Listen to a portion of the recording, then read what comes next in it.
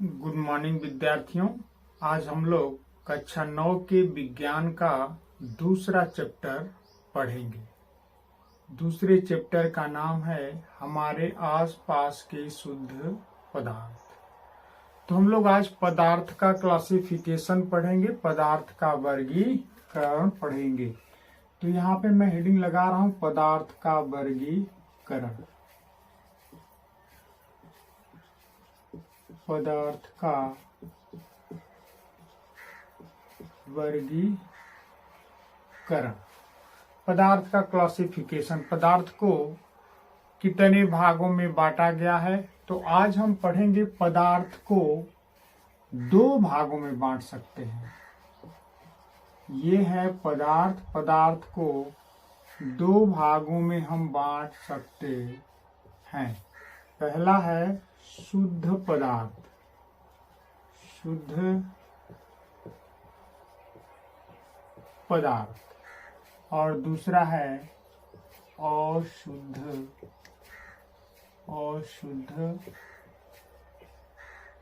पदार्थ। पदार्थ को हम दो भागों में बांट सकते हैं, पहला शुद्ध और दूसरा अशुद्ध। पुनः हम शुद्ध पदार्थ को भी दो भागों में बांट सकते हैं। शुद्ध पदार्थ को कितने भागों में बांटेंगे? दो भाग। पहला होगा तत्व और दूसरा होगा यौगिक। दूसरा है यौगिक। और अशुद्ध पदार्थ को भी हम पुनः दो भागों में बांट सकते हैं। पहले भाग का नाम है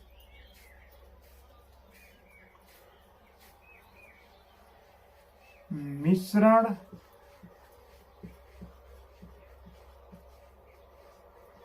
और दूसरे भाग का नाम है विलयन।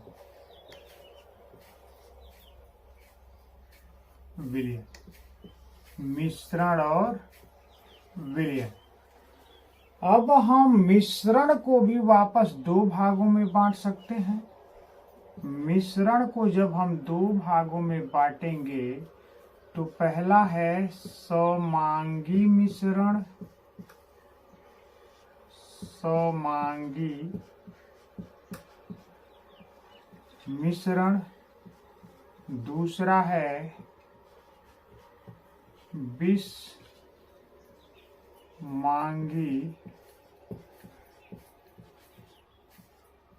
मिश्रण। मिश्रण भी दो प्रकार का हो गया। इसी आधार पर विलयन भी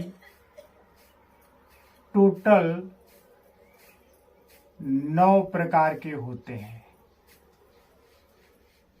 विलयन कितने प्रकार के होते हैं? तो विलयन कुल 9 प्रकार के होते हैं। 9 प्रकार के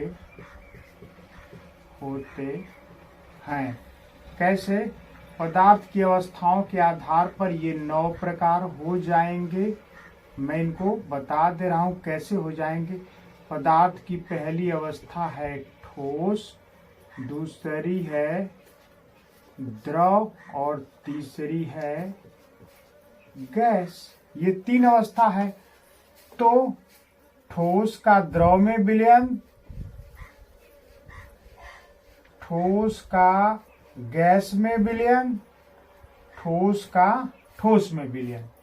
तो ठोस का 3 प्रकार। इसी प्रकार द्रव का ठोस के साथ, द्रव का द्रव के साथ, द्रव का गैस के साथ 3 प्रकार। इसी प्रकार गैस का द्रव के साथ, गैस का ठोस के साथ, गैस का गैस के साथ 3। तो टोटल विलयन 9 प्रकार के होंगे। और हम विलयन को जब पढ़ाएंगे तो उसमें विस्तार से बताएंगे कि विलयन को उनकी मात्रा के आधार पर कितने भागों में बांटा गया है, सांद्रता के आधार पर कितने भागों में बांटा गया है। क्योंकि विलयन भी समांगी विषमांगी होता है, मिश्रण भी समांगी विषमांगी होता है, विलयन तनु विलयन होता है, सांद्र विलयन होता है, संतृप्त विलयन होता है, और संतृप्त विलयन होता है, अति संतृप्त विलयन होता है। तो यहाँ पर केवल मैं यह मोटा मोटी ये परिचर्चा किया हूं कि पदार्थ को पहले दो भागों में बांट देंगे, शुद्ध पदार्थ और अशुद्ध पदार्थ। वापस शुद्ध पदार्थ के दो भाग होंगे, एक तत्व और एक यौगिक। उसी प्रकार अशुद्ध पदार्थ को दो भागों में बांट कर अध्ययन करेंगे, एक मिश्रण और दूसरा विलयन। मिश्रण को भी वापस दो भागों में पढ़ेंगे, समांगी मिश्रण, विषमांगी मिश्रण। और विलयन को भी हम कुल विलयन 9 प्रकार के होते हैं, और 9 प्रकार में हम कुछ उसके प्रमुख प्रकारों को यहाँ पर पढ़ेंगे। टोटल 9 प्रकार के जो सॉल्यूशन होते हैं उनको हम उच्च कक्षाओं में अध्ययन करेंगे, लेकिन यहाँ पर कुछ उसके इम्पॉर्टेंट मतलब विलयन के प्रकार हैं, जैसे निलंबर और कोलाइडल है, तो उसका अध्ययन हम इस स्तर कक्षा 9 में करेंगे। तो आप इस वर्गीकरण को आप अपनी कॉपी में नोट डाउन कर लीजिए, और इसके बाद मैं अशुद्ध पदार्थ से पढ़ना शुरू करेंगे। अशुद्ध पदार्थ यानी पदार्थ के वर्गीकरण कहाँ से शुरू करेंगे? अशुद्ध पदार्थ से शुरू करेंगे। तो इसको आप स्टार्टली 30 सेकेंड का टाइम दे रहा हूं, इसको आप नोट डाउन कर लीजिए।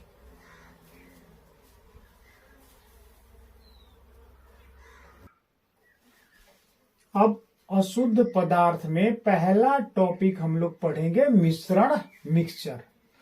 तो मिक्सचर क्या होता है? तो मिक्सचर दो या दो से अधिक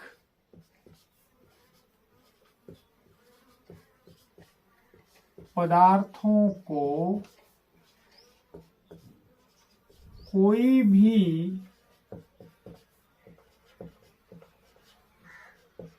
अनुपात में मिलाने से मिश्रण बनता है। जैसे नमक और जल का मिश्रण।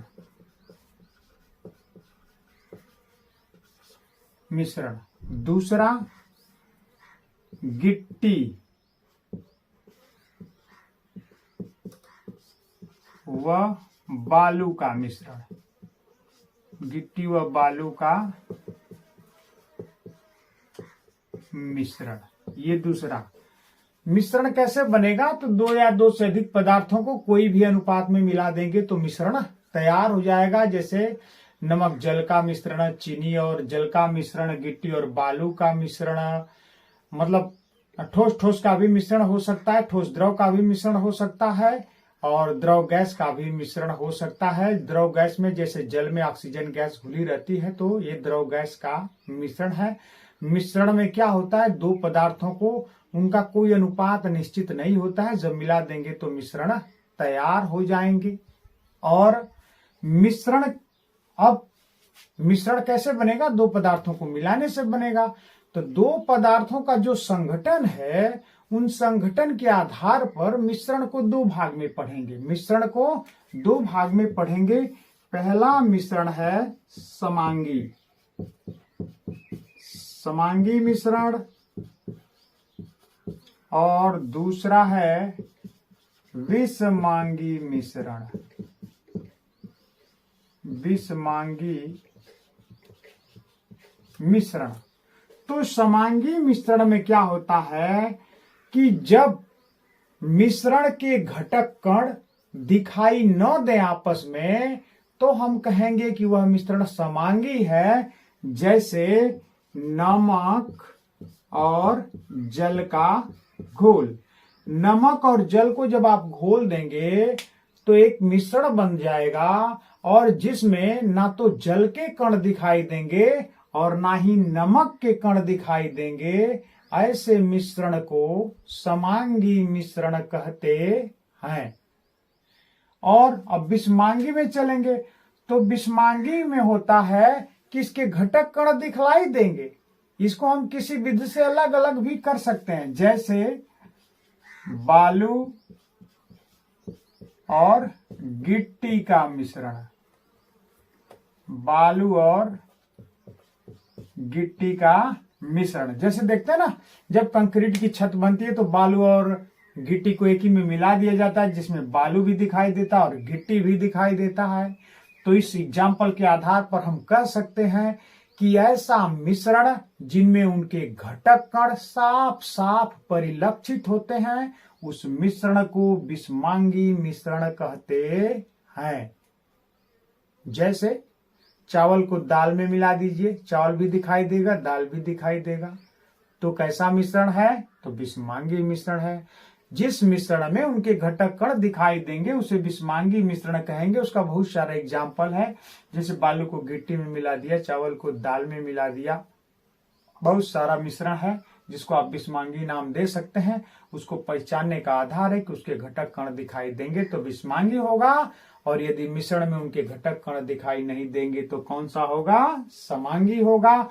बिस्मांगी को इंग्लिश में हेटेरोजीनियस बोलते हैं, हेटेरोजीनियस, और समांगी को होमोजीनियस बोलते हैं। क्या बोलते हैं? होमोजीनियस और हेटेरोजीनियस। मिश्रण दो होते हैं, होमोजीनियस और हेटेरोजीनियस। होमो का मतलब समांगी और हेटेरो का मतलब बिस्मांगी। तो ये है मिश्रण का इतिहास कि मिश्रण क्या है। जब दो या दो से अधिक पदार्थों को कोई भी अनुपात में मिला देंगे तो मिश्रण तैयार हो जाएगा। मिश्रण दो प्रकार का होता है, समांगी मिश्रण होमोजीनियस मिक्सचर, और दूसरा बिस्मांगी मिश्रण हेटेरोजीनियस मिश्रण। इनको हम एग्जाम्पल के माध्यम से समझ सकते हैं कि जब नमक और जल का घोल होगा तो वह मिश्रण समांगी होगा, क्योंकि ना तो नमक के कण दिखाई देंगे ना तो जल के कण विलयन में दिखाई देंगे। और दूसरा, जब गिट्टी व बालू का मिश्रण करेंगे तो उसमें गिट्टी का कण भी दिखाई देगा और बालू का कण भी दिखाई देगा, इसलिए यह कौन सा मिश्रण का प्रकार होगा? बिस्मांगी मिश्रण का प्रकार होगा। इसको भी आप नोट कर लीजिए, आपको मैं 30 सेकेंड का टाइम दे रहा हूं, नोट कर लीजिए। अब हम लोग अशुद्ध पदार्थ का जो दूसरा टाइप था विलयन, उसके बारे में पढ़ेंगे कि विलयन क्या होता है। तो विलयन दो या दो से अधिक समांगी पदार्थों के मिश्रण को विलयन कहते हैं। दो या दो से अधिक पदार्थों के समांगी मिश्रण को विलयन कहते हैं। विलयन यहाँ पे लिख सकते हैं कि विलयन बराबर क्या होता है? तो विलेय प्लस विलायक, विलेय प्लस विलायक, ये विलयन का फार्मूला है कि विलयन बराबर क्या होता है? विलेय प्लस विलायक। जब दो या दो से अधिक पदार्थों का समांगी मिश्रण हो जाएगा तो उसे विलयन कहेंगे। जैसे में नमक व जल का घोल, नमक व जल का घोल क्या हो जाएगा? एगो समांगी विलयन हो जाएगा। तो विलयन में दो भाग होंगे, एगो विलेय होगा, एगो विलायक। जिसकी मात्रा कम होगी उसे विलेय कहेंगे और जिसकी मात्रा ज्यादा होगी उसे विलायक कहेंगे। जैसे नमक व जल का जो घोल होगा उसमें नमक की मात्रा कम रहेगी तो उसे विलेय कहेंगे, जल की मात्रा ज्यादा रहेगी तो उसे विलायक कहेंगे। और अब जब विलेय और विलायक दोनों मिल जाएंगे तो क्या कहलाएगा? विलयन कहलाएगा। तो विलयन यह है, दो या दो से अधिक पदार्थों के समांगी मिश्रण को विलयन कहते हैं। विलयन बराबर विलेय प्लस विलायक। विलेय कम पदार्थ की मात्रा को विलेय कहते हैं, ज्यादा पदार्थ की मात्रा को विलायक कहते हैं। अब यहां पढ़ेंगे विलयन के प्रकार। सांद्रता के आधार पर, सांद्रता के आधार पर विलयन का प्रकार, विलयन का प्रकार। तो यहाँ पे दो प्रकार के होंगे विलयन। सांद्रता के आधार पर विलयन कितने प्रकार के होंगे? दो। पहला होगा तनु विलयन, तनु विलयन, और दूसरा होगा सांद्र विलयन, सांद्र विलयन। इसको हम लोग विलयन के इस प्रकार को गुण के आधार पर भी कह सकते हैं। विलयन गुण के आधार पर लिख लीजिए यहां पर। गुण के आधार पर विलयन कितने प्रकार का होगा? तो दो प्रकार का होगा, दो प्रकार का होगा। पहला होगा तनु, तनु को बोलते हैं डाइल्यूट, डाइल्यूट सॉल्यूशन, और सांद्र को कहते हैं कॉन्संट्रेट, कॉन्संट्रेट सॉल्यूशन, सॉल्यूशन। एक तनु विलयन होता है, एक सांद्र विलयन होता है। जब विलयन में विलेय की मात्रा कम रहे, विलायक की मात्रा ज्यादा रहे तो तनु विलयन कहलाएगा। जब विलायक में विलेय की मात्रा और विलायक की मात्रा, मतलब विलेय की मात्रा विलायक में ज्यादा रहे या उसके बराबर रहे तो हम कह सकते हैं कि विलयन सांद्र होगा। सांद्र मतलब गाढ़ा विलयन होता है, तनु मतलब हल्का विलयन होता है। जैसे मान लीजिए हम चीनी को नमक में घोले, अरे चीनी को जल में घोले, चीनी की मात्रा जब कम रहेगी, उसमें मीठा शरबत कम होगा तो कहेंगे तनु है, और जब चीनी की मात्रा बढ़ा देंगे और शरबत ज्यादा मीठा लगेगा तो कहेंगे कि विलयन सांद्र है। तो गुण के आधार पर विलयन दो प्रकार का होता है, तनु विलयन और सांद्र विलयन। तनु विलयन और सांद्र विलयन दोनों विलयनों का प्रयोग हम कहाँ करते हैं? लैब में करते हैं। लैब में क्या करते हैं? मूलकों का परीक्षण करने में करते हैं। जब हमको धीरे धीरे रिएक्शन की जरूरत होगी तो डाइल्यूट सॉल्यूशन इस्तेमाल करेंगे, तनु विलयन इस्तेमाल करेंगे। जब हमको फास्ट रिएक्शन की जरूरत पड़ेगी तो कॉन्संट्रेट सॉल्यूशन यानी सांद्र विलयन का प्रयोग करेंगे। तो गुण के आधार पर विलयन कितने प्रकार के हैं? दो प्रकार के हैं, तनु विलयन और सांद्र विलयन। तनु को हम डाइल्यूट बोलते हैं, सांद्र को कॉन्संट्रेट बोलते हैं। इसको भी आप नोट कर लीजिए। अब हम लोग मात्रा के आधार पर विलयन पढ़ लेते हैं। इसके पहले गुण के आधार पे पढ़े, अब किस पर पढ़ेंगे? मात्रा। मात्रा के आधार पर विलयन तीन प्रकार का होता है। विलयन तीन प्रकार का होता है। पहला है संतृप्त विलयन, संतृप्त विलयन। दूसरा है असंतृप्त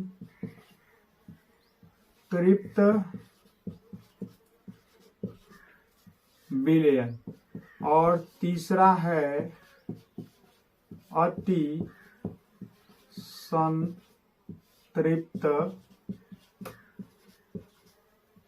विलयन। मात्रा के आधार पर विलयन तीन प्रकार का है। संतृप्त विलयन है, सैचुरेटेड है, सैचुरेटेड, अनसैचुरेटेड, अनसैचुरेटेड, और अति संतृप्त, मोस्ट सैचुरेटेड, मोस्ट सैचुरेटेड। तो ये तीन प्रकार के हो गए, सैचुरेटेड, अनसैचुरेटेड और मोस्ट सैचुरेटेड। संतृप्त विलयन क्या है? अब देखिए, विलयन की वह मात्रा जिसमें विलेय उचित मात्रा में घुल सके, मतलब जो विलयन की घुलनशीलता होती है। जैसे मान लीजिए हम जल ले लें 1 लीटर, उसमें नमक घोलें तो नमक की एक लिमिट होती है, जब तक घुलता रहेगा, जब तक घुलता रहेगा, और जब घुलने से ज्यादा ना हो, यानी जितना घुल सके उतना ही विलेय की मात्रा रहेगी, तो उसे हम कहेंगे संतृप्त विलयन। संतृप्त विलयन में हम कह सकते हैं विलायक में विलेय की घुलनशीलता होती है, मतलब किसी विलायक में विलेय जितना घुल सके, मतलब घुलने की अधिकतम जो सीमा होती है उसे ही हम कहते हैं संतृप्त विलयन। और जब विलायक में विलेय के घुलने से थोड़ा कम मात्रा रहे, मतलब मान लीजिए 1 लीटर पानी ले लिया, थोड़ा नमक घोल दिया, नमक और भी घुल सकता है लेकिन नमक न डालें, जब विलायक में विलेय की मात्रा घुलनशीलता से कम रहे तो उस विलयन को हम क्या कहते हैं? असंतृप्त विलयन कहते हैं। और जब किसी विलयन में विलायक में विलेय की मात्रा इतनी ज्यादा हो जाए कि अब घुल ना सके, विलेय जाके धीरे से उसकी तली में बैठने लग जाए, तब वैसे विलयन को हम अति संतृप्त विलयन कहते हैं। ये बड़े इंपॉर्टेंट 3 परिभाषा है। संतृप्त विलयन आप समझ लीजिए कि विलेय की जो मात्रा होगी विलायक में वह इतनी होगी कि विलेय विलायक में घुल सके, उसमें तली में बैठे मत और ना ही उसकी संख्या कम रहे, तब वैसे विलयन को हम संतृप्त विलयन कह सकेंगे। इसे हम क्या कहते हैं? विलेय का विलायक में घुलनशीलता भी कहते हैं कि जब तक वह घुल सके तो उसकी घुलनशीलता होगी और उसी घुलनशीलता को हम क्या कहेंगे? संतृप्त विलयन कहेंगे। और दूसरे में क्या होगा कि जो विलेय की मात्रा होगी वो कम होगी विलायक में, क्योंकि जो उसके घुलनशीलता की मात्रा है, विलेय ज्यादा घुल सकता है लेकिन विलेय की मात्रा कम रख दिया जाए, घुलनशीलता से कम रख दिया जाए, विलायक की मात्रा वही रहेगी, इसकी मात्रा थोड़ी कम हो जाएगी तो उसे असंतृप्त कहेंगे, क्योंकि इसमें और भी विलायक मिलाएंगे तो विलेय मिलाएंगे तो विलायक में घुल सकता था, लेकिन जब विलेय की मात्रा कम रखेंगे, घुलनशीलता से थोड़ा कम रखेंगे, तो ऐसे विलयन को हम असंतृप्त विलयन कहते हैं। और जब विलेय की मात्रा ज्यादा कर दें, अब ये घुले मत, विलायक की तली में जाके बैठना प्रारंभ कर दे, तो ऐसे विलयन को हम अति संतृप्त विलयन कहते हैं। अति संतृप्त में विलेय ज्यादा होगा, इसमें क्या होगा? थोड़ा कम होगा। इसमें क्या होगा? इसकी घुलनशीलता लगभग पूरी रहेगी कि विलेय के जितने कण विलायक में घुल सकते हैं उस अवस्था को विलयन की संतृप्त अवस्था कहते हैं, सैचुरेटेड स्टेट कहेंगे। जब विलायक में विलेय के घुलने की मात्रा थोड़ा कम रहेगी तो उसे असंतृप्त विलयन कहेंगे। जब विलायक में विलेय की मात्रा इतनी ज्यादा हो जाए कि विलेय के कण विलायक के तली में बैठना प्रारंभ कर दें तो उस विलयन को हम अति संतृप्त विलयन कहेंगे।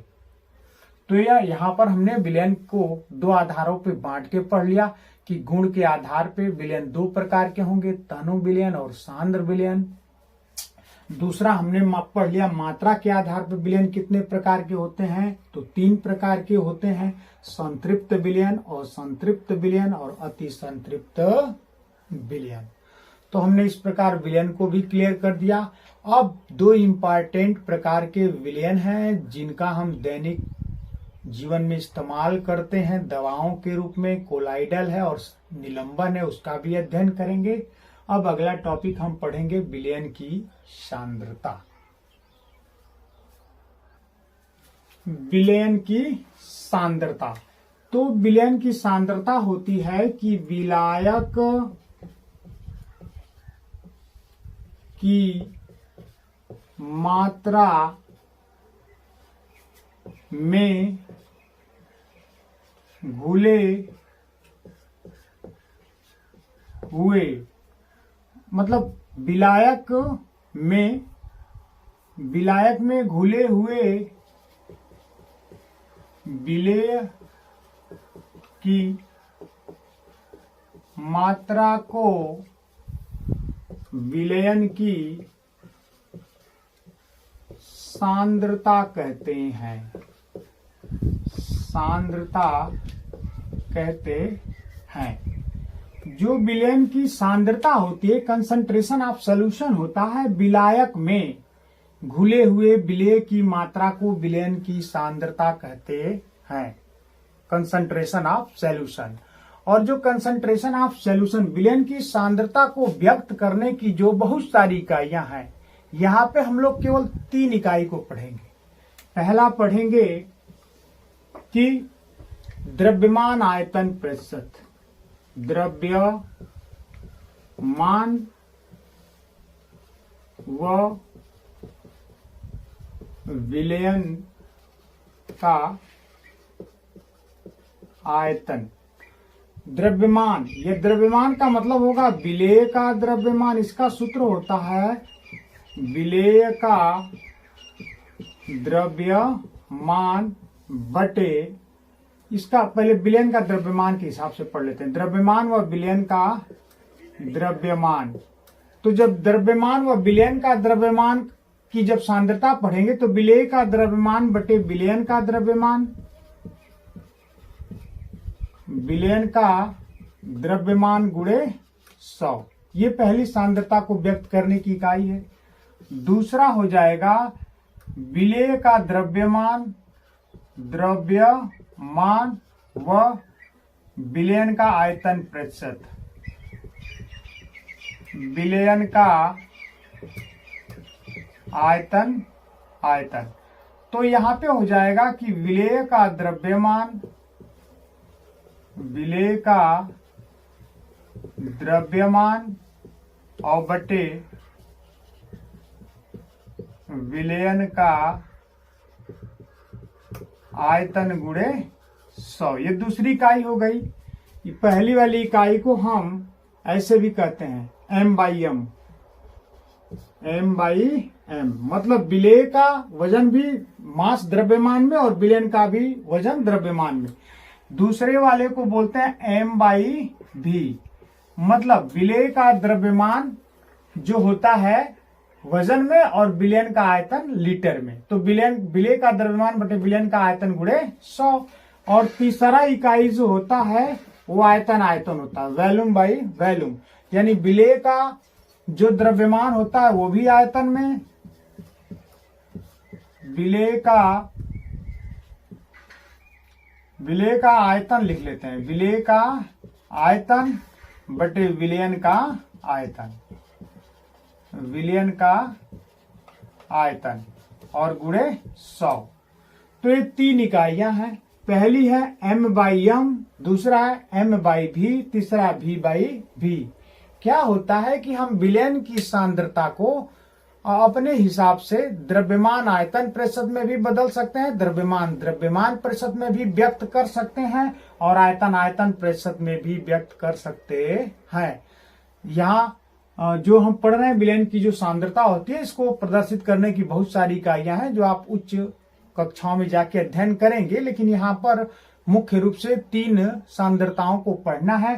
पहला है द्रव्यमान प्रतिशत, दूसरा है द्रव्यमान आयतन प्रतिशत और तीसरा है आयतन प्रतिशत। प्रतिशत का मतलब 100 का हम मल्टीप्लाई करेंगे। तो इसका सीधा से किसी भी सांद्रता को व्यक्त करने का जो फार्मूला होगा क्या होगा, विलेय का द्रव्यमान बटे विलयन का द्रव्यमान गुणे 100, यानी ऊपर विलेय रहेगा नीचे विलयन रहेगा और हम गुणे 100 कर देंगे तो वह सांद्रता को व्यक्त करेगा, विलयन के कॉन्सेंट्रेशन को व्यक्त करेगा। ये 3 फार्मूले हैं, द्रव्यमान प्रतिशत, द्रव्यमान आयतन प्रतिशत और आयतन प्रतिशत। इन सूत्रों को आप नोट डाउन कर लीजिए, फिर मैं इस पर एक न्यूमेरिकल सॉल्व करके आपको बता दे रहा हूं, तो आप इसको नोट करिए।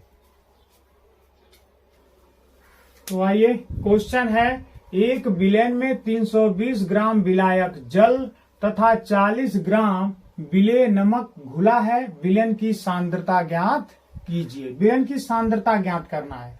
तो सबसे पहले जब हम इस क्वेश्चन को पढ़ेंगे तो विलेय और विलायक की मात्राओं को देखेंगे कि उनका आयतन प्रतिशत दिया, आयतन में दिया है विलयन की द्रव्यमान में दिया है। तो यहाँ पे दिया एक विलयन में 320 ग्राम में दिया है, तो द्रव्यमान है 320 ग्राम विलायक है, जल है और तथा 40 ग्राम क्या है, विलेय नमक है। तो ये भी विलेय का भी वजन ग्राम में दिया है और विलायक का भी वजन क्या दिया है, ग्राम में। यानी हम द्रव्यमान वाली सांद्रता का सूत्र लिखेंगे। पहला सूत्र लिखेंगे कि विलयन की सांद्रता,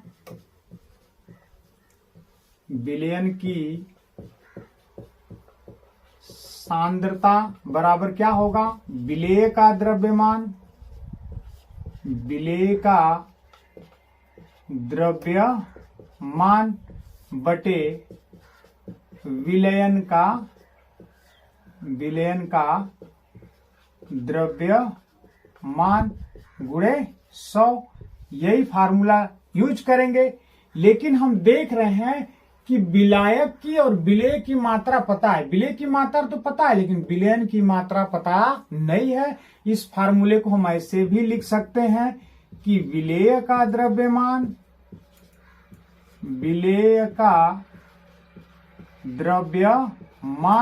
और बटे विलयन कैसे मिलेगा, विलेय का द्रव्यमान और विलायक का द्रव्यमान मिला के बनेगा। तो इसको हम दो भागों में लिख सकते हैं कि विलेय का द्रव्यमान और धन विलायक का द्रव्यमान, विलायक का द्रव्यमान। तो हम विलयन की जो ये सांद्रता है इस प्रकार ज्ञात करेंगे। तो इस प्रकार जब ज्ञात करेंगे तो हमको विलेय का द्रव्यमान कितना है 40 ग्राम, तो 40 ग्राम लिख लिए। विलेय का द्रव्यमान नीचे क्या है 40 और विलायक का कितना है 320 ग्राम, 320 ग्राम। अब इसी को जोड़ और सूत्र में कोई गुणे 100 भी है तो यहाँ पे गुणे 100 भी कर लेंगे। इसी को हम सॉल्व कर देंगे। जब इसको सॉल्व करेंगे तो ये 40 इसको जोड़ देंगे तो ये हो जाएगा 40 बटे ये हो जाएगा 360 और गुणे 100। अब क्या करेंगे, एक जीरो से एक जीरो को काट देंगे, यहाँ बचेगा 4 बटे 36 गुणे 100। ये 4 से 36 को काटेंगे 100 तो यहाँ ऊपर 1 हो जाएगा, 1 गुणे 100 बटे 9। यानी जब इसको हम हल करेंगे तो ये आएगा 100 बटा 9। तो इसको जब काटेंगे तो 11 9 99.1% आएगा। विलयन की जो सांद्रता होगी 11.1% आएगी। ये इसकी सांद्रता निकल के आ गई। तो इस प्रकार हम क्वेश्चन को हल कर सकते हैं। विलयन का द्रव्यमान हम क्या करेंगे, विलायक और विलेय के द्रव्यमान को जोड़कर ज्ञात करते हैं, क्योंकि हम जानते हैं कि जो विलयन होता है, विलयन जब हम पढ़ाए तो बताए कि विलयन बराबर क्या होता है, विलेय और प्लस विलायक होता है। तो इसीलिए हमने विलयन का जो द्रव्यमान निकालने के लिए क्या कर दिया, विलेय और विलायक के द्रव्यमान को जोड़ दिया। इसीलिए हमारा जो ये पहले वाला फार्मूला उसको दो पार्ट में कर लिया कि विलेय का द्रव्यमान प्लस विलायक का द्रव्यमान जोड़ के विलयन का द्रव्यमान निकल गया और विलेय का द्रव्यमान डायरेक्ट दिया है। और जब हम इसमें 100 का गुणा करके इस न्यूमेरिकल को जब हम सॉल्व करेंगे तो हम देखते हैं कि 11.1% विलयन की सांद्रता प्राप्त हो गई। इस प्रकार पेपर में न्यूमेरिकल आएगा तो हम बड़े आराम से इसको लगा सकते हैं। हमारी वीडियो जब भी आप देखें तो पेन और कॉपी के साथ बैठें, उन सवालों को लगाते जाएं, परिभाषाओं को लिखते जाएं, ताकि आपको एकदम क्रमबद्ध ज्ञान हो सके। और हमारी वीडियो में कोई कमी हो तो आप कमेंट जरूर करें ताकि मुझे फीडबैक मिल सके। और आप अगली वीडियो का इंतजार करिए। तब तक के लिए थैंक यू, धन्यवाद, बाय बाय।